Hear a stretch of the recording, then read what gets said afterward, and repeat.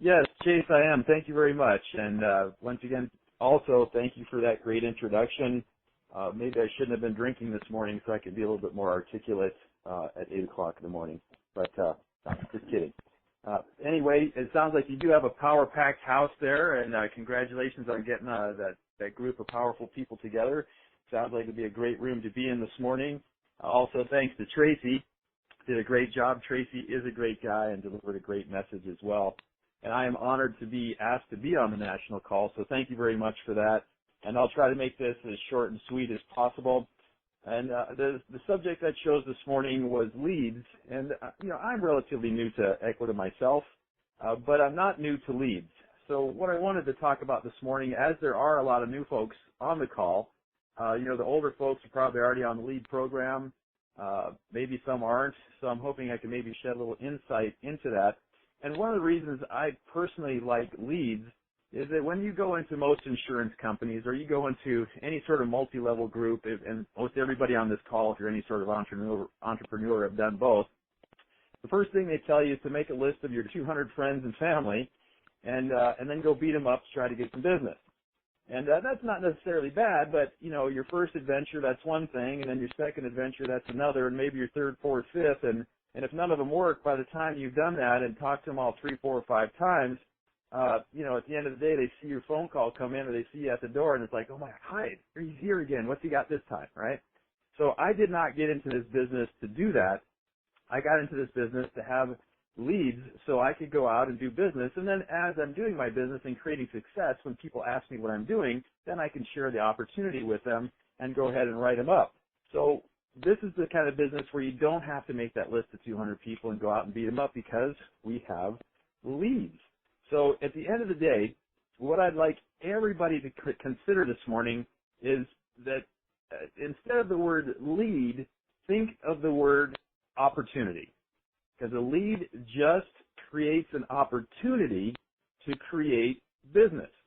So if you are not doing enough business, you are not creating enough opportunities of your own. And so what that can mean is maybe you are new to the business. Maybe you don't have a book of business that you have brought with you so that you can go back and talk to some of those folks. I know a lot of the people that are coming over on Team All In, they've got an NTO and lapse list they can go after to rewrite some of those folks from another company and create business right out of the gate. That's kind of what I did to get started while I was waiting for some leads to come in, although quite frankly, I ordered telephone leads right away, so I was literally working in 4 days when I got here because I am, at the end of the day, a bit of a lead junkie.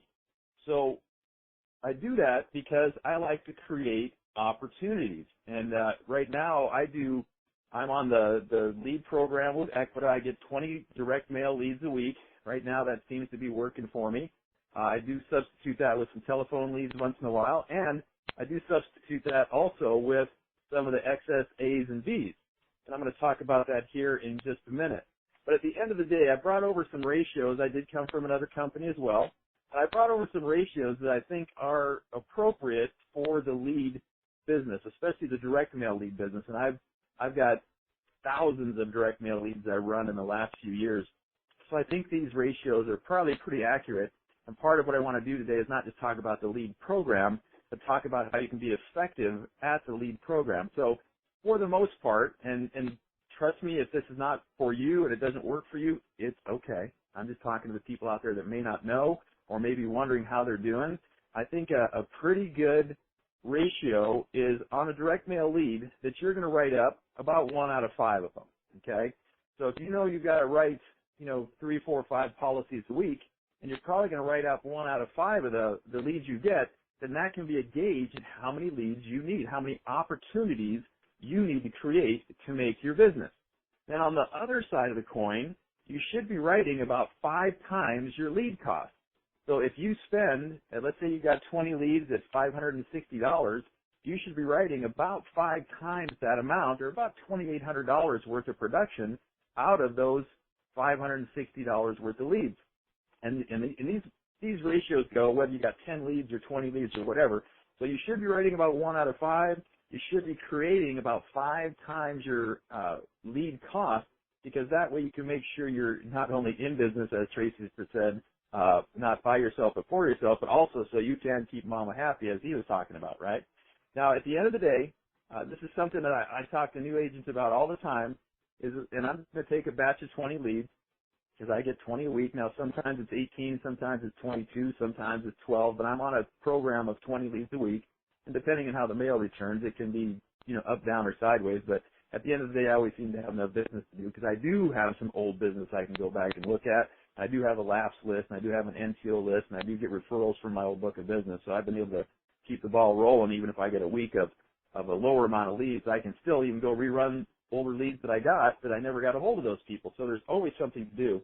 But I want you to keep in mind that let's just take that batch of 20 leads. Now, this is a national call, so I'm only going to mention the word once, but if you get that batch of 20 leads, I call them turds, right? But let's just say duds for this general purpose, right? So out of that batch of 20 leads, you're really going to probably get 6 or 8 duds, right? Where people, just downright deny they ever sent anything in. You can't get a hold of them. They died before you could even get there. I mean, insert reason here, or language barrier. I get that a lot in the area I work. I work a very specific area. It's a very multinational community. So there's, Asian folks, there's Middle Eastern folks, there's Hispanic folks, there's Romanian folks. I mean, you name it, they're all there. And sometimes I get to the door and there's just an absolute language barrier that I cannot solve. And there's nothing I can really do with that other than got some great Spanish folks that I can refer things to. So just keep in mind that out of those 20, you're going to find 6 or 8 duds. And what that means is out of those 12 or 14 that aren't duds, you've got to be more effective at what you do. And we can certainly have a different phone call on how to be more effective.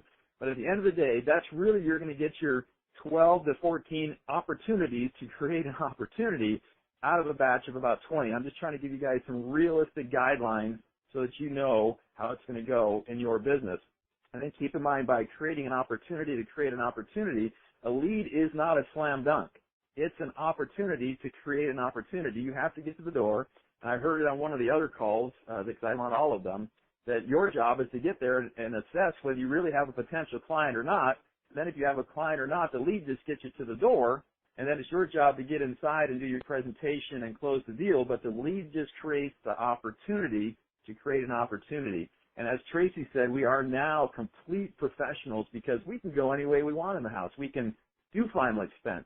We can do mortgage protection. We can do Medicare supplements. We can do whatever we need to do. Once we figure out what the opportunity is that needs to be filled, we can fill it. And that's what I love about being at Equita, is I really feel like a true professional now.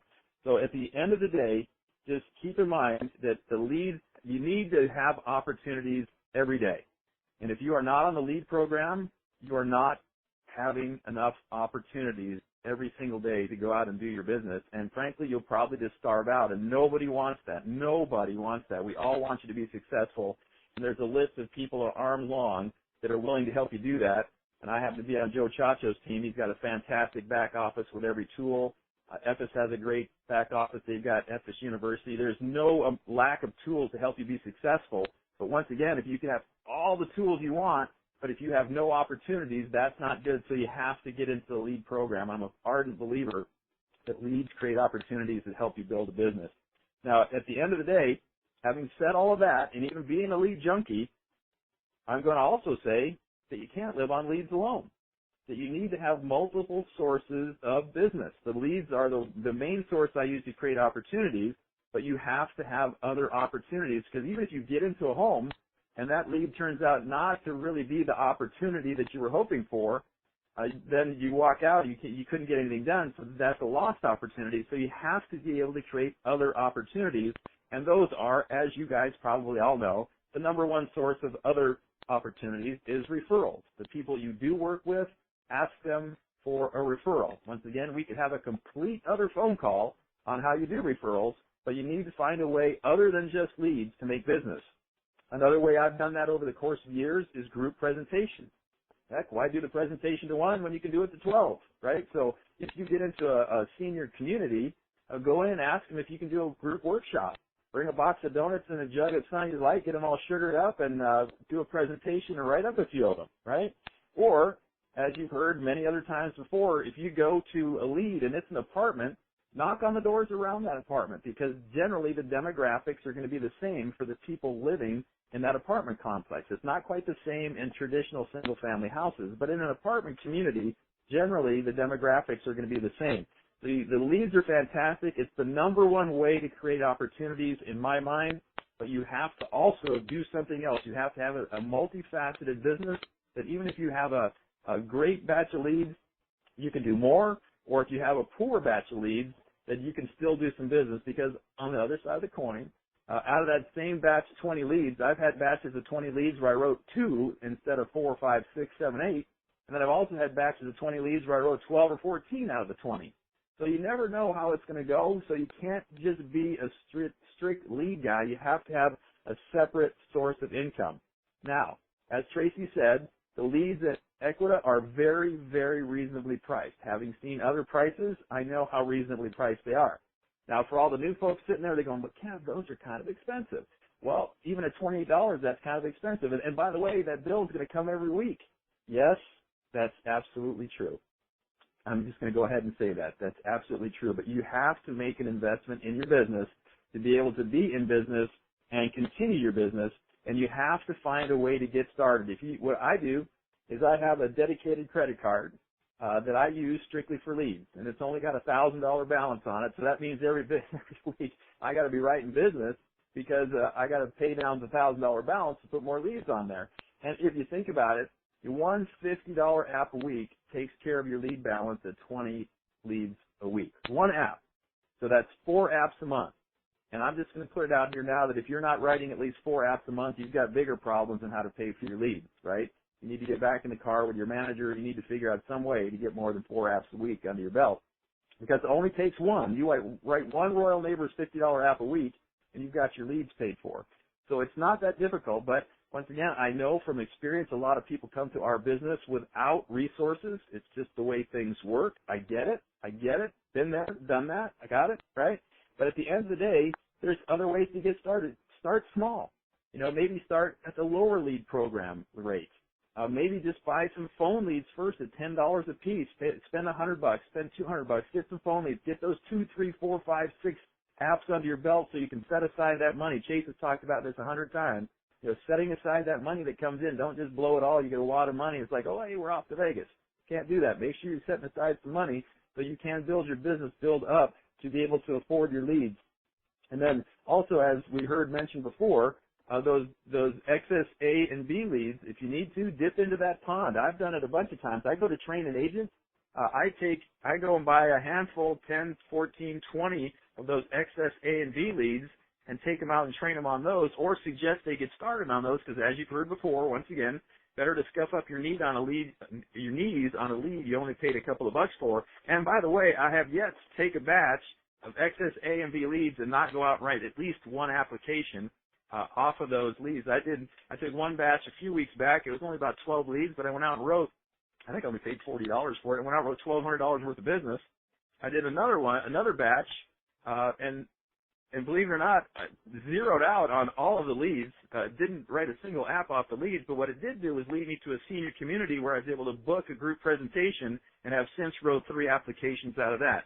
So once again, it's about finding the opportunities, creating the opportunities, and then converting the opportunities. Don't be afraid to dip into that A and B pond. Actually, I'm even kind of hesitant to tell you how good those things are, because I don't want everybody going in there and buying them. I want them all for myself. But anyway, that's a whole other thought. So at the end of the day, I think you have to be on the lead program because you have to be able to create opportunities.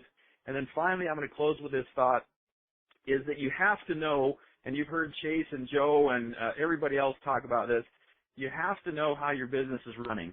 And the best way to do that, in my opinion, is tracking, right? Especially for you new folks that are just getting into the business, you have to know exactly how your business is running. And what that means is, what I suggest you do is for the next 30 days, 60 days even, is track what you do. So every time you go knock on a door, that's an attempt. Every time you get into a house, or every time somebody answers the door, that's a contact. Every time you get into a house, that's an attempt. Every time you close a deal, that's a sale. So at the end of the day, if you track these numbers long enough and far enough, and you do it, trust me, for 30 to 60 days, you're going to know every day exactly what you need to do to go out and get a deal. You're going to know how many attempts you need to get how many contacts, to get how many attempts to close, to get how many closes. So a lot of folks, when they get into this business, especially if you come from a job world where you had a structure and now you have no structure, you can get in trouble pretty quickly. But if you're tracking your results at the end of the day, after about 30 days, after about 60 days, you'll know, hey, I need 4 apps this week. I got to go make so many attempts so I can make so many contacts, so I can make so many attempts to close, and I can make so many presentations and then close them. And once you know what those numbers are, every day you wake up, you can map out your week and go, okay, look, I got to go make 25 attempts today if I'm going to try to make my numbers for the week. Or if you're more effective, maybe you only have to go out and make 15 attempts, whatever those numbers are. But you'll know exactly what you need to do on a daily basis to have a successful business. But for me, that all starts with leads and creating opportunities. And at the end of the day, I think it'll work for you as well. So Chase, that's it for me. Thank you very much for allowing me to spend a few minutes with everybody this morning. Thank you, Kevin. That was some